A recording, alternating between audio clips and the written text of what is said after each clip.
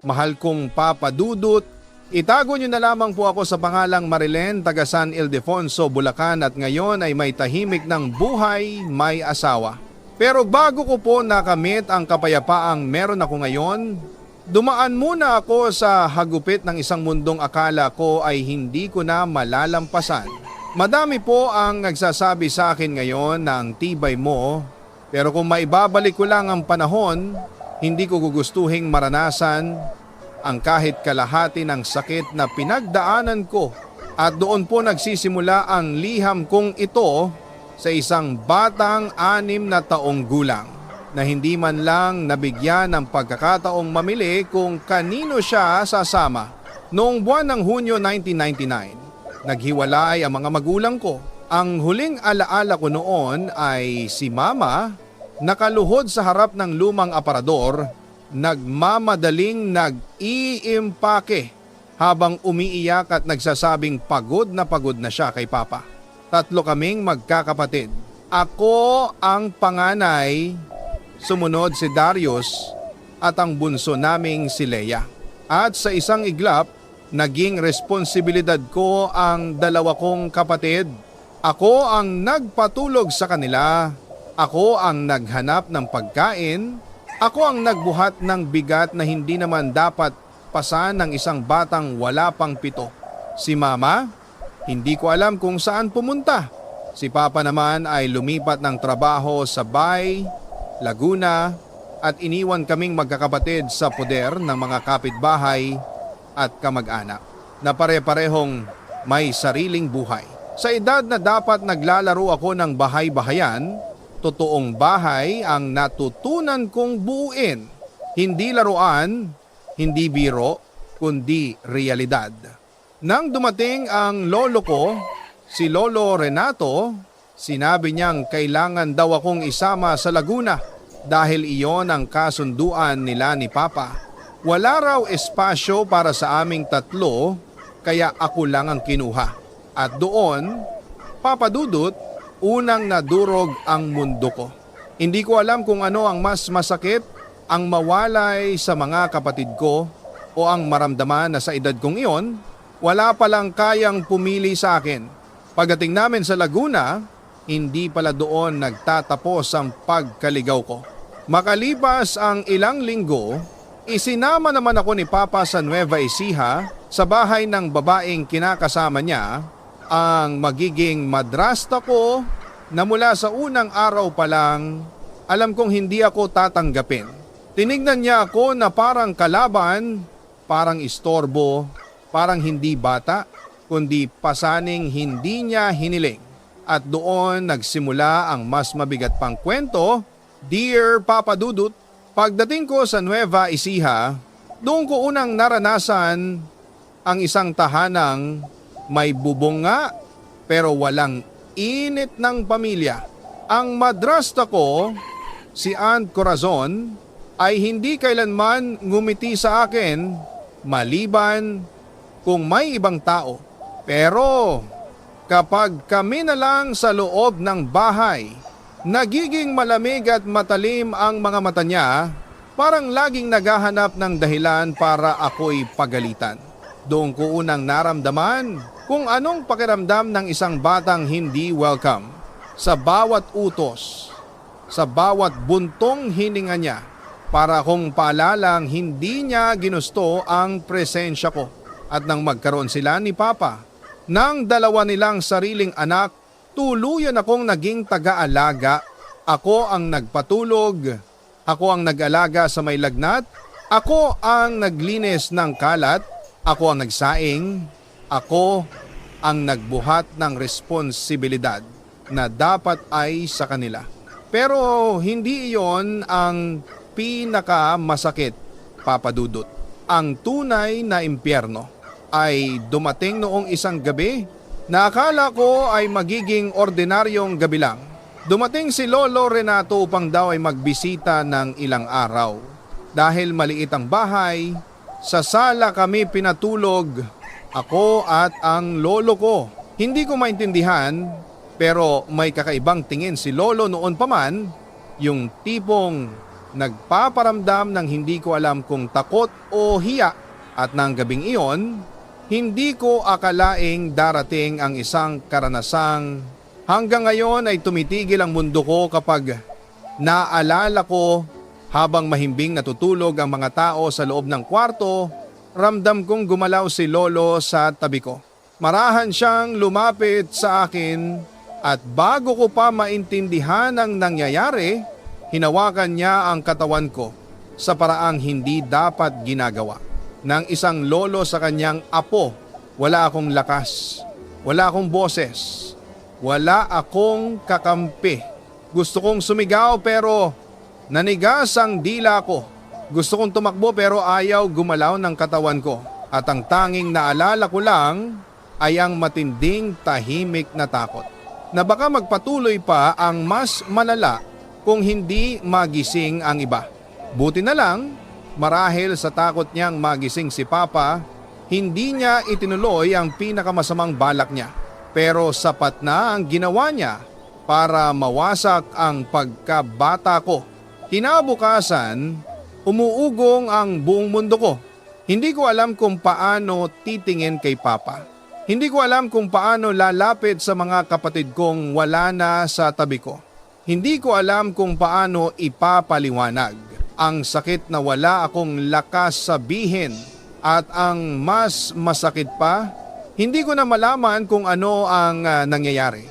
Sa mga naiwan kong kapatid sa Laguna, kung nagawa ni Lolo iyon sa akin, paano pa kaya sa mga kapatid kong mas bata, mas mahina at mas walang laban? Gabi-gabi akong nanalangin, Papa Dudut. Panginoon, ilayo mo sila sa kamay ng taong gumawa nito sa akin. Kahit hindi nyo na ako iligtas, sila na lang po. At sa mga gabing yakap ko ang sarili ko sa dilim, doon ko naramdaman na ang pagiging bata ko unti-unti nang nawawala. Dear Papa Dudut, mula nang umalis si Lolo, akala ko natapos na ang bangungot. Pero ang totoo, iyon pa lang pala ang simula ng mahabang paglalakad ko sa isang buhay na lagi akong bisita, hindi kailanman anak sa kahit anong bahay. Hindi nagtagal ay naghiwalay din si Papa at ang madrasta ko. At gaya ng dati, ako na naman ang nailipat sa ibang kamag-anak sa bahay ng bunsong kapatid ni Papa, si Tita Virgie sa San Jose. Doon ko naman inalagaan ang anak niyang may autism. 1 taong halos kaedad ko pero nangangailangan ng buong oras, buong lakas at buong pasensya. Sa murang edad, ako ang naging nanay, yaya, tagabantay, tagakupkup sa batang hindi ko naman anak. Hindi ako pwedeng mapagod, hindi pwedeng magreklamo, hindi pwedeng umiyak. Lahat ng pagod, tinanggap ko ng tahimik kasi wala naman akong ibang mapupuntahan. Sa compound kung saan kami naninirahan, maraming tao, maraming ingay, maraming kwento. Pero iisang tao lang ang nagbigay sa akin ng pakiramdam na hindi ako invisible. Si Liam, kapitbahay, kaedad ko, mabait, masayahin, at higit sa lahat, marunong makinig. Sa tuwing naglalakad ako pa uwi, hatak-hatak ang pinsan kong inaalagaan, naririnig ko na ang tawa ni Liam, yung tawang parang kayang gumising sa puso kong matagal nang natutulog. Sa kanya ko unang naramdaman ang kakaibang init ng pagkakaibigan. Siya ang nagtanong kung bakit hindi ako nag-aaral. Siya ang nagtanong kung bakit ako lagi na lang pagod. At siya rin ang nagsabing, subukan mo ulit pumasok. Malay mo, payagan ka. Oo nga naman, bakit ba hindi ko susubukan? Tinipon ko ang buong lakas ng loob at kinausap si Tita Virgie. Inasahan kong tatanggihan niya ako. Inasahan kong pagalitan niya ako. Pero sa hindi ko inaasahan, pumayag siya. At doon nagbago ang isang bahagi ng buhay ko. Sa unang araw ng klase ko, kasabay kong naglakad si Liam papunta sa eskwela. Parang may liwanag na bago sa paligid, parang may parte ng buhay kong unti-unting kumikislap. Naging magkaklase kami, naging magkatabi sa upuan, naging kausap sa bawat recess, kasabay sa uwian, at sandalan sa lahat ng problema ng pagiging bata. At noong Pasko ng grade 5 ako, gumawa ako ng munting Christmas card para sa kanya. Kulay berde, may simpleng drawing at may maikling mensaheng, "Salamat sa pagiging mabait, sana wag kang magbago."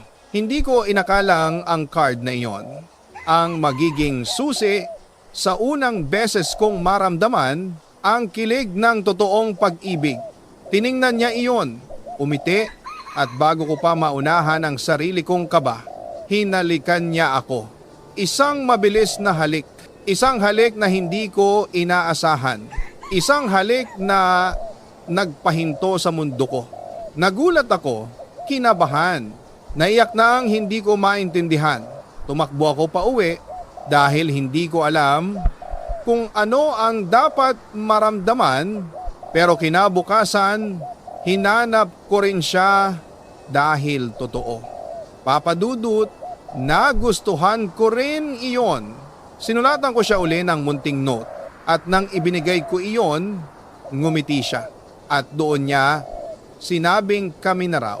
Walang salitang ligawan, walang bilin, walang tanong. Pero sa puso namin, pumayag kami na maging bahagi ng isa't isa at doon nagsimula ang kauna-unahan kong pag-ibig. Isang pag-ibig na tahimik, simple at inosente.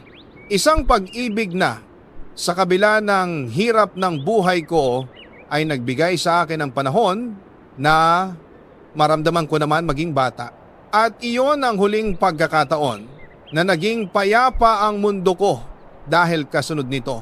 Darating ang unos na hindi ko kailanman inakalang hahampas sa akin ng napakalakas. Dear Papa Dudut, akala ko noon may kaunting liwanag na sa buhay ko. Nag-aaral na ako. May kaibigan akong nakakaintindi. May batang inaalagaan na unti-unting minamahal ko rin. At may munting pag-ibig na nagbibigay sa akin ng dahilan para gumising bawat araw.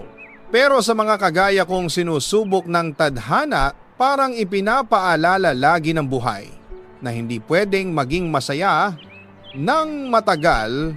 Isang hapon bago magpasko, nakita kami ni Tita Virgie ni Liam. Simple lang ang nangyari, isang mabilis na halik sa pisngi, isang birong wala namang masamang intensyon. Pero para kay Tita, sapat na iyon para ituring akong salaula, bastos at walang utang na loob. Walang hiyakang bata ka, sigaw niya. Habang itinutulak niya ako palayo, hawak-hawak mo ang anak kong may sakit buong araw, pero ganyan ang ginagawa mo sa labas? Ibig sabihin, lumalandi ka habang pinapakain ka dito. Namalim ang tenga ko sa bawat sigaw niya. Umuwi ako na nanginginig, pero hindi ako umimik. Sanay na ako na pagsisihan ng mga kasalanang hindi ko naman talaga ginawa. Pero hindi doon natapos. Papa Dudut, pagdating sa loob ng bahay, isinara niya ang pinto at doon bumuhos ang lahat. Hindi ko in-expect na may kayang manakit ng ganong klase. Lahat ng mahawakan, hanger, tsinelas, sinturon ay dumampi sa balat ko. Hindi ko maalala kung alin ang mas masakit, yung palo o yung salitang binitawan niya. Mas mabuti pang hindi ka namin kinuha. Dapat pinabayaan ka na lang ng tatay mo sa kalsada. Masakit, Papa Dudut. Pero mas masakit yung naramdaman kong parang wala akong halaga sa kahit sinong dapat nagmamahal sa akin. Hindi ako lumaban. Kung lumaban ako, walang maniniwala. Kung umiyak ako, lalo niya akong tatawanan. Kaya tumayo na lang ako, tahimik at nakatulala. Kinagabihan, lumapit sa akin ang isa sa mga kapitbahay namin, si Aling Mirasol, na ilang beses ko nang napagsabihan ng mga problema ko, Noemi. Sabi niya, kung hindi ka lalayas ngayon, baka isang araw makita ka na lang namin na hindi na humihinga at doon ko nalaman na hindi lang pala ako ang nakakakita ng sakit na natatanggap ko. Nag-ambaga ng mga kapitbahay, piso-piso, 5-5. May nagbigay ng barya, may nagbigay ng supot ng tinapay, may nag-abot ng lumang bag. Hindi ko makakalimutan ang gabing iyon. Hindi sila kadugo, hindi kami magkaapelyido, pero sila ang unang taong nagpakita sa akin ng kabutihan na matagal kong hinanap sa sarili kong pamilya. 4:00 ng madaling araw, dala ang maliit na bag, lumabas ako ng bahay. Kinuha ko ang kamay ni Aling Mirasol at halos hindi ako makapagsalita sa pag-iyak. Pakisabi po kay Liam, salamat. At pakisabi po sa pinsan kong inaalagaan, patawarin niya ako. Hindi ko siya kayang iwan, pero kailangan kong iwan ang impyernong ito. Pag-akyat ko sa bus, doon pumutok ang lahat ng emosyon. Umiyak ako ng walang tunog kasi baka pagalitan pa ako ng konduktor. Pero sa loob-loob ko, parang may humahabol na ala-ala, parang may humihila sa akin pabalik. Hindi ko alam kung saan ako pupunta. Hindi ko alam kung may tatanggap sa akin. Hindi ko alam kung may naghihintay sa akin na kahit sinong kakampi. Pero sa unang pagkakataon sa napakatagal na panahon, ako ang pumili. Hindi sila, hindi ang tadhana, hindi ang galit ng mga magulang, hindi ang pangmamaliit ng mga tao. Ako ang pumili na lumaya. Hindi ko alam noon na ang desisyong iyon ang magdadala sa akin sa panibagong kabanata. Kabanatang puno ng pag-asa pero mas puno ng sakit na hindi ko pa natitikman. Dear Papa Dudut, pagbaba ko ng bus, wala akong dalang direksyon, tanging pag-asa lang na sana may isang lugar na hindi ako pagtutulungan o sasaktan. At sa hindi ko inakalang pagkakataon, si Mama ang unang pamilyar na boses na narinig ko muli pagkatapos ng ilang taon. Narinig ko siyang naghahanap. Nasaan ang anak ko? Nasaan si Marilyn? Hindi ko alam kung paano siya natunugan na nandoon ako sa lugar na iyon. Pero nang makita niya ako, basang-basa sa luha, pagod, gutom at halos walang lakas, niyakap niya ako ng buong higpit na para bang matagal na siyang hindi nakahinga. Anak, patawad kung bakit ang dami mong dinanas na sakit.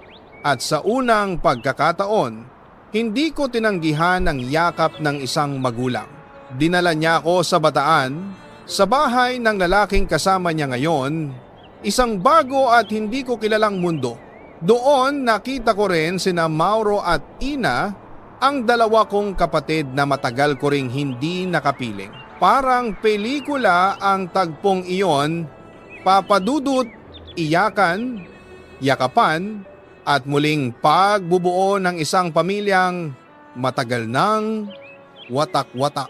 At dahil pista noon, maraming tao, maraming musika, maraming ngiti. Pero sa gitna ng saya, may isang pares ng mata na hindi matanggal ang titig sa akin. Si Raf, pamangkin ng asawa ni Mama.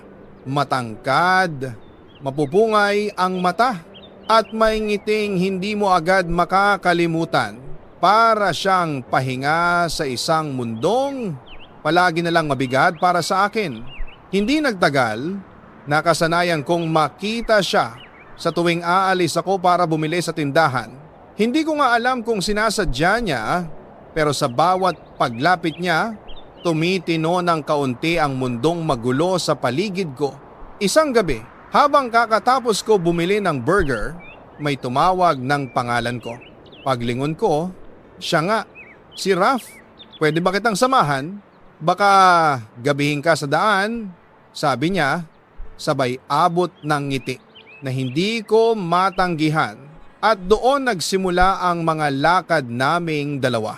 Wala namang engrandeng destinasyon, tanaw-tanaw lang ang ilaw ng plaza, nilalanghap ang hangin, nag-uusap tungkol sa mga pangarap.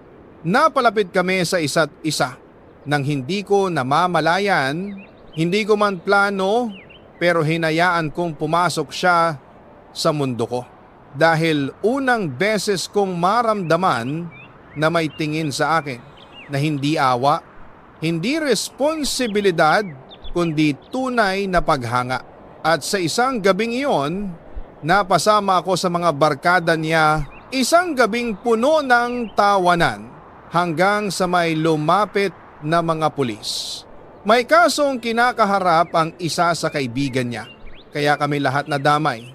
Ako ang unang natulala, si Raf ang unang nagsorry. Pero sa lahat ng nangyari, siya rin ang unang umako na hindi ko kasalanan ng lahat. Nang makalabas kami, nagyaya ang barkada na mag-inuman. At dahil bata, curious at nakikipagsabay sa trip, napapayag ako. Hindi ko alam na iyon pala ang gabing magpapabago sa takbo ng buhay ko. Hindi ko pa kayang umuwi, nahihilo ako at nagpaalam ako na hihiga muna sa kwarto ng kubo. Pero habang naroon ako, nakadilat, nahihilo, nanginginig, may naramdaman akong biglang dumagan. Mataas ang buhok, mapakla ang amoy ng alak at pamilyar ang boses. "Huwag kang mag-alala, mahal kita," si Raf. Ang taong akala ko'y aakay sa akin palabas ng dilim. Nakita ko ang buhok niya sa aking mga kamay habang pilit kong itinutulak ng walang lakas. Naramdaman ko ang bigat niya, ang lagkit ng hangin, ang pagkalunod ko sa takot. At bago tuluyang magdilim ang paningin ko, narinig ko ang salitang, "Mahal kita, akin ka," parang isang sumpa, parang isang bagyo na humampas nang wala man lang babala. Kinabukasan, nagising akong hindi ko kilala ang kwarto. Masakit ang katawan ko, may dugo sa damit ko at si Raf wala.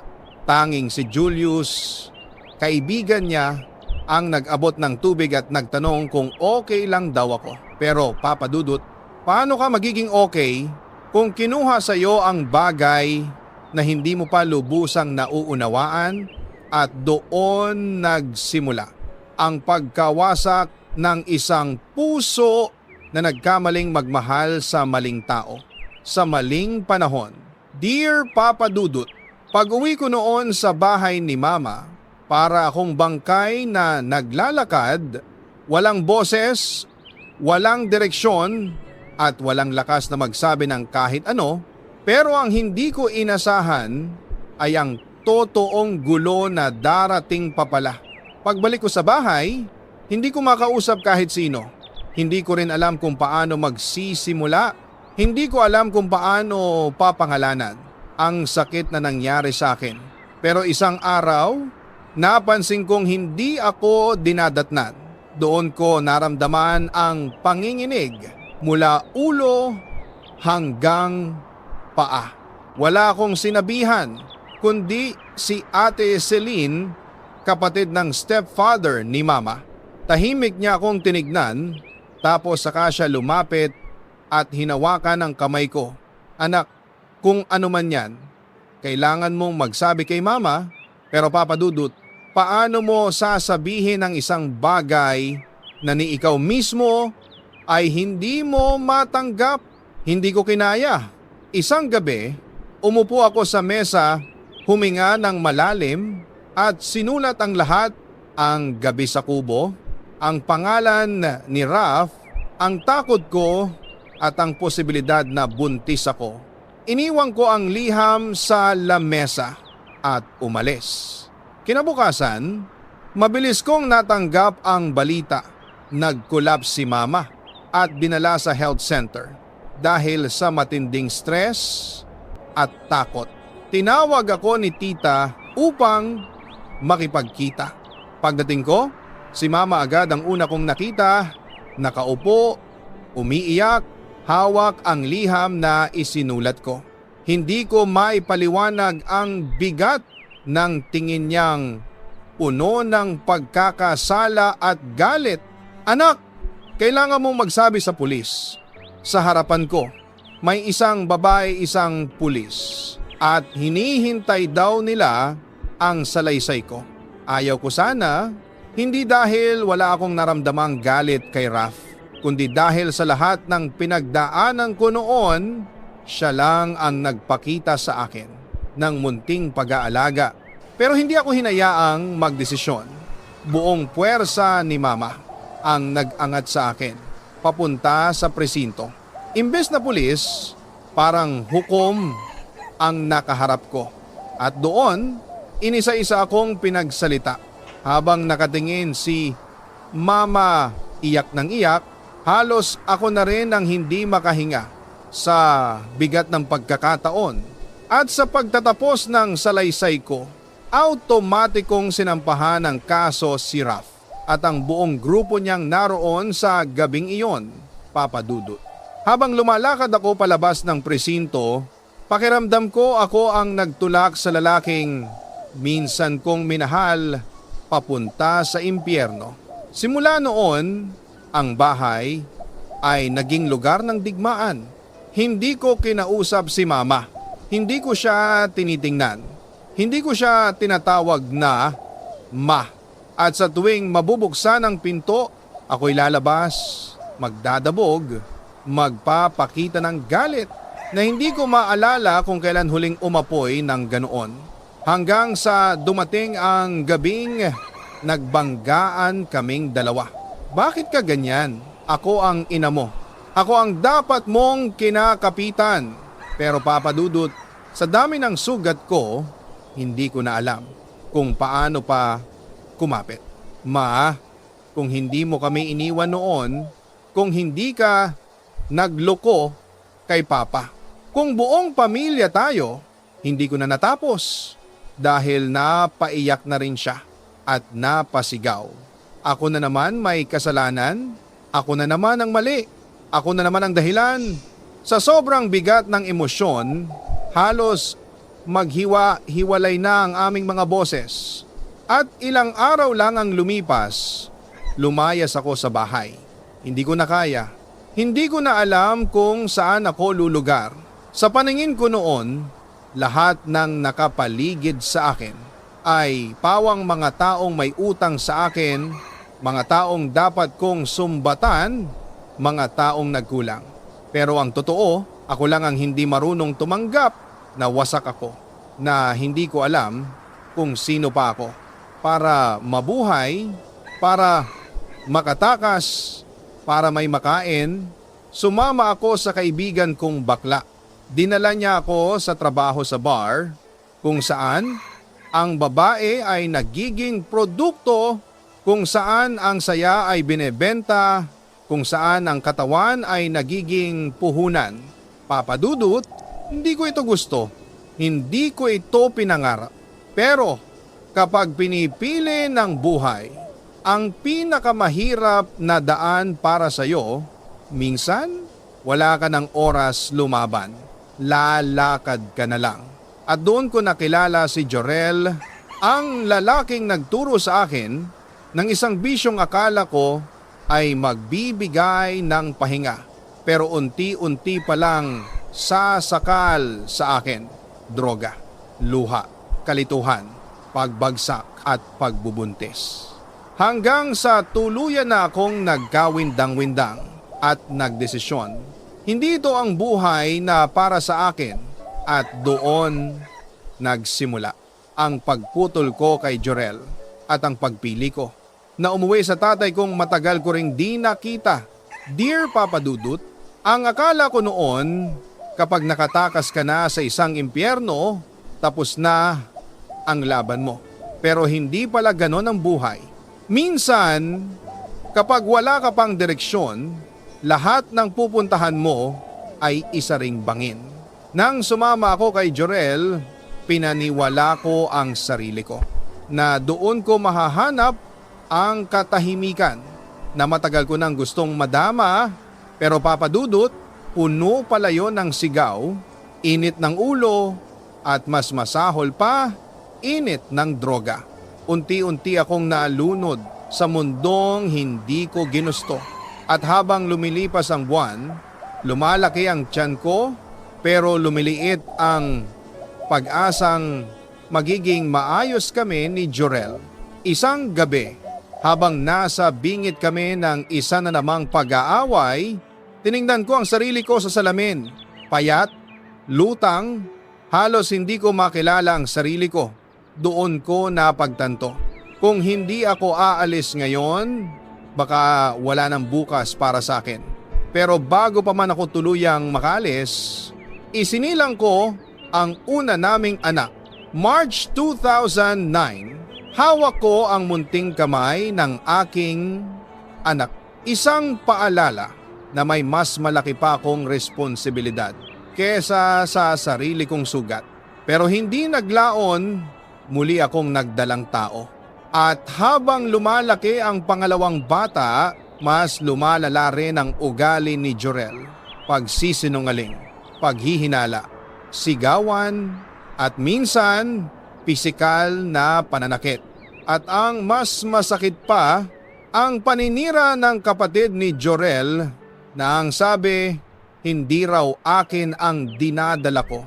Lalong naging lason ang araw-araw namin hanggang sa dumating ang gabi na habang nakaupo ako sa gilid ng kama, tulala, pagod at punong-puno ng pagod, sinabi ko sa sarili ko, tama na, bitbit ang dalawang anak, iniwan ko si Jorel at umuwi sa bahay ni Papa.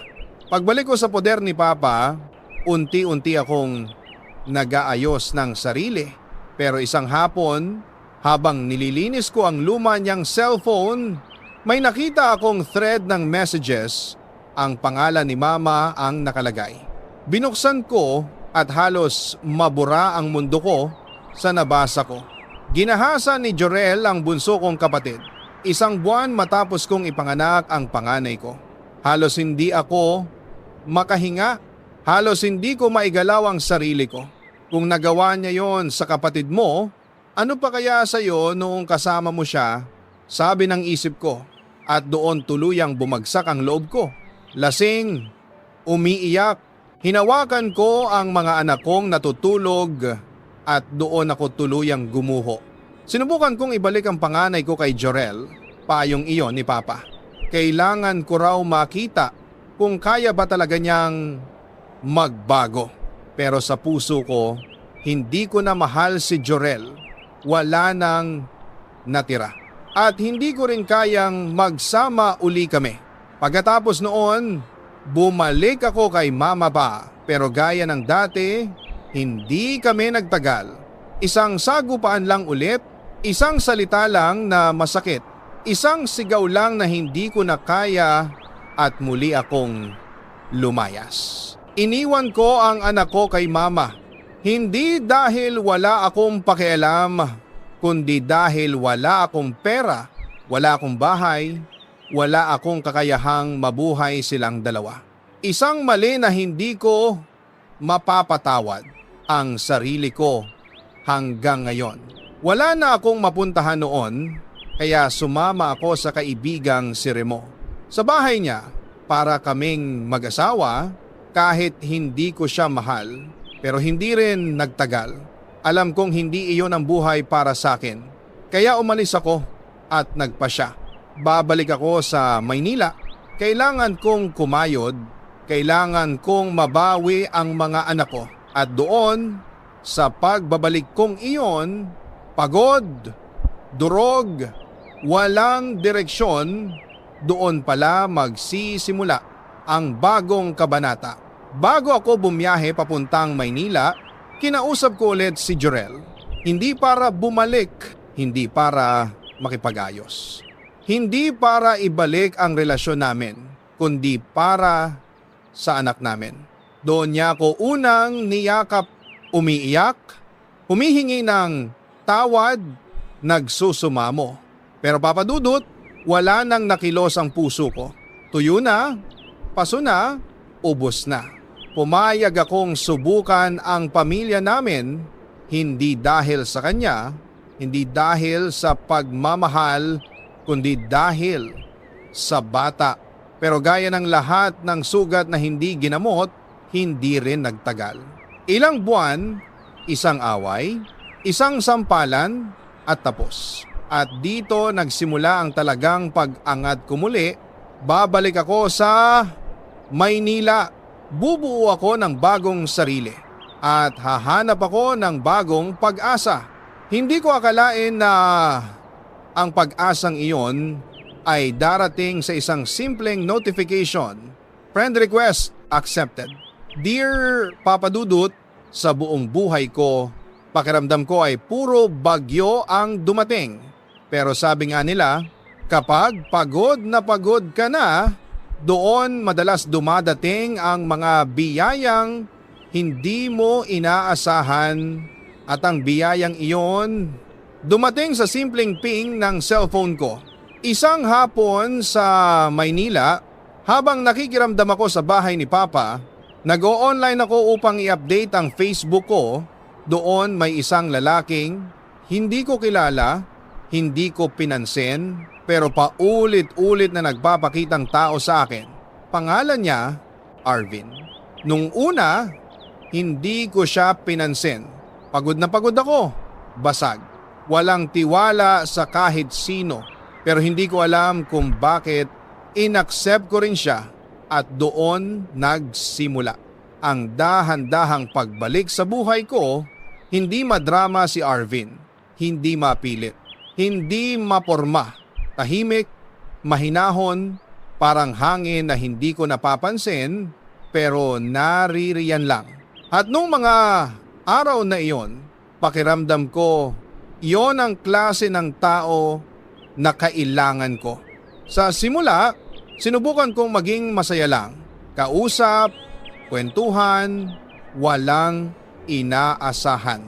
Pero habang tumatagal, habang lumalalim ang koneksyon namin, doon ko naisip, paano kung malaman niya na may plano akong ikasal?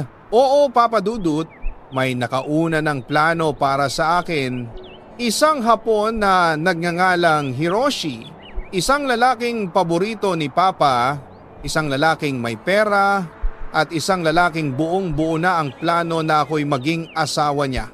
Ayokong ipaalam kay Arvin, pero ayokong magsinungaling. Kaya isang araw, sa gitna ng mabigat kong paghinga, sinabi ko sa kanya ang totoo. At ang sagot niya ay isang pangungusap na hindi ko makakalimutan. Hindi kita pipilitin. Pero sana, pakinggan mo rin ang puso mo. Dumating si Hiroshi sa Pilipinas, bitbit ang mamahaling gamit, malaking halaga ng pera, at ang buong kumpiyansang ako'y magiging kanya. Inihatid niya ako sa isang apartment, kumpleto sa lahat, malinis, maganda pero malamig. Wala akong naramdamang kahit ano, Papa Dudut. Kahit na ilang beses niyang sabihin na aalagaan niya ako, na ibibigay niya ang buhay na hindi ko naranasan. Pero ang puso, hindi napapagana ng mamahaling gamit. At noong gabing iyon, naramdaman ko ang tunay kong takot. Hindi selos, hindi inggit, hindi pagod, takot sa pagiging bilanggo. Nagwala si Hiroshi, sinaktan ako, sinigawan, at sinabi pang hindi ako makakaalis sa kanya. Pero hindi siya handa sa ginawa ko. Papa Dudut, hindi ako bayani, hindi ako matapang. Pero nung gabing iyon, pinakita ko sa sarili ko na kaya kong lumaban. Alam kong mahilig si Hiroshi sa mango juice.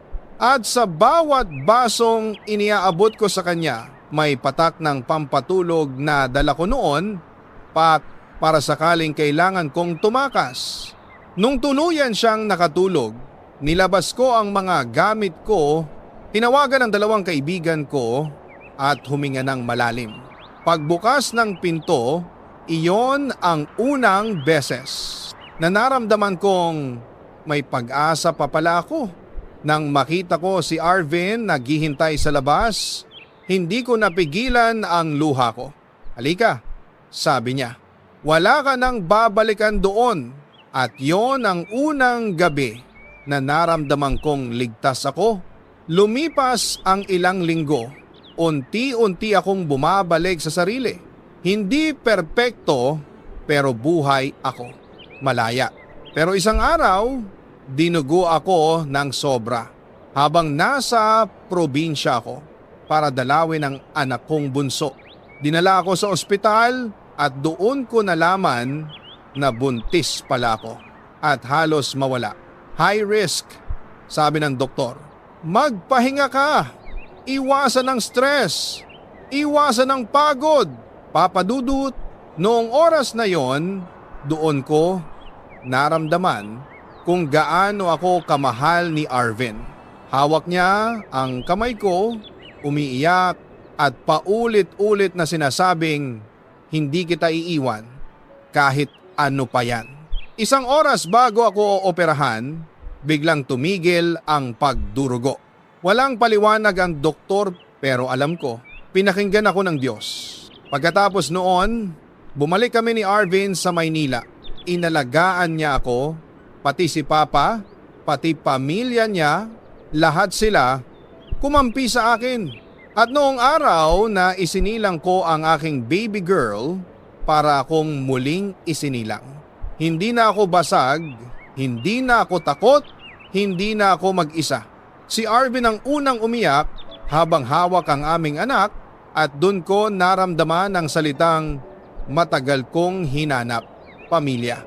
Ngayon, habang isinusulat ko ang liham na ito, nakatingin sa akin ang aking baby girl, nakangiti, walang alam, sa hirap na pinagdaanan ko. At si Arvin, ang lalaking hindi ko inasahan, ang lalaking hindi minadali, ang lalaking hindi sumuko, siya ang kasama ko ngayon.